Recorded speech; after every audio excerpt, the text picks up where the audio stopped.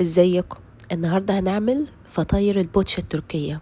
ألذ فطائر هتعملوها عجينة قطنية وسهلة جدا، دي مشهورة عندهم جدا في الفطار.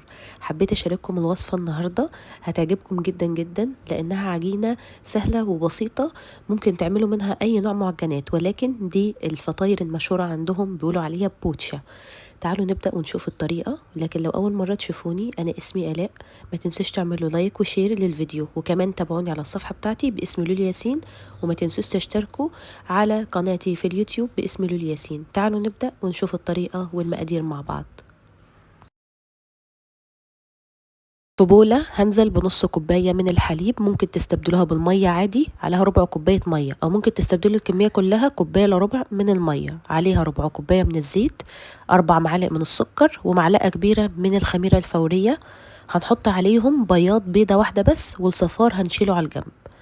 هنقلبهم كلهم مع بعض كويس لحد كده ما يمتزجوا مع بعض، وبعدين هنشيلهم على جنب، ونجيب 3 كوبايات ونص من الدقيق، عليهم رشة من الملح، وهنحط عليهم ربع معلقة من البيكنج باودر، وهنقلب المكونات الجافة دي كلها مع بعض.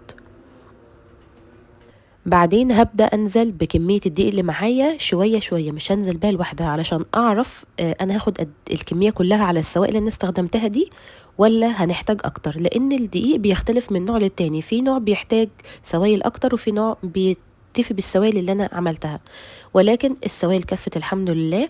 حطيت بقى معلقة خل صغيرة علشان زفرت البيض، وبدأت ان انا اعجن في العجينة. بعدين حطيت حوالي معلقتين من الزبدة، وهبدأ ان انا اعجن بها العجين. ممكن تستبدلوها بالزيت، ولكن الحليب وبياض البيض والزبدة كلها يعني لها قيمة غذائية وبتخلي طعمها احلى.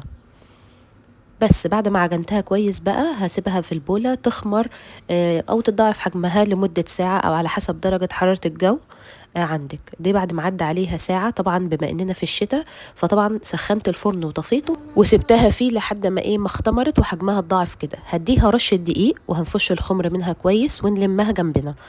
وبعدين بعد ما لمها هبدأ ان انا اقطعها. طبعا علشان تطلعوا كمية كتيرة منها ممكن تصغروا بقى القطعة او تكبروها على حسب ما انتوا حابين يعني. بعد ما قطعتها كده هبدأ ان انا اعملهم كور متساوية، وهسيبهم جنبي متغطيين علشان ما ينشفش مننا العجين واحنا بنشتغل. الحشوات المشهورة الجبنة الموتزاريلا والجبنة القشقوان اكتر حاجة، فاحنا مش هنلتزم هما بيحشوها ايه، ممكن نحط احنا جبنة قريش عادي. حطيت بقى الجبنة وقفلت بالطريقة اللي انتوا شايفينها دي كأنها سندوتش، او انا شايفاها بوزبطة مش عارفة ليه. اهو ده اول شكل، هي لها 3 اشكال. الشكل التاني بتفردوا العجينة اللي معاكم بالشكل ده، بتكون هي اللي رفيعة أوي ولا رقيقة قوي، وبعدين بنحط الجبنة اللي احنا هنحطها فيها، ونقفلها كويس على شكل صباع فينو صغير. هتشوفوها دلوقتي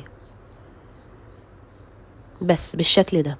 اخر شكل بقى اللي هي بتبقى مدوره كده ومبقلظه، شكلها بيبقى عسول. بعد ما تفردوا العجينه بتحشوها بالجبنه برضو وبتقفلوها. انتوا ممكن مش تلتزموا انكم تحشوها جبنه، ممكن تحشوها لحمه مفرومه انتوا عاملينها، بس هو المشهور الجبنه. معايا بقى صفار البيضة اللي خدناه في الأول، حطيت عليه معلقة صغيرة من الخل علشان الزفارة بتاعته، وضربته كويس، وبعدين دهنت بيه الوش بتاع الفطاير بتاعتنا، وبالشوكة بتعملوا علامة اكس على كل واحدة اللي هي المدورة، واللي هي بتبقى على شكل صباع فينو ده بتعملوا عليها بالشوكة بالطول كده، بتديكم الشكل المشهور عندهم في تركيا. وبس. دخلتها على فرن مسبق التسخين، درجة حرارة 200، رف أوسط. طبعا المخبوزات بتكون عايزة درجة حرارة عالية، بنسيبها لمدة من 25 ل 30 دقيقة على حسب درجة حرارة الفرن عندك. أول ما بتاخد لون ذهبي من تحت، لو وشها محمرش معاكي من الفرن بتشغلي الشواية تاخد لون من فوق، وبس بتبقى كده جاهزة معاكي. تطلع من الفرن تاخد بخة مية ونغطيها في فوطة، وبكده بتكون معانا ألذ فطاير. شايفين هشة ازاي؟ كمان طعمها تحفة ولذيذة، وتحسوها كده العجينة بتاعتها مخدومة وطعمها لذيذ. أشوفكم على خير.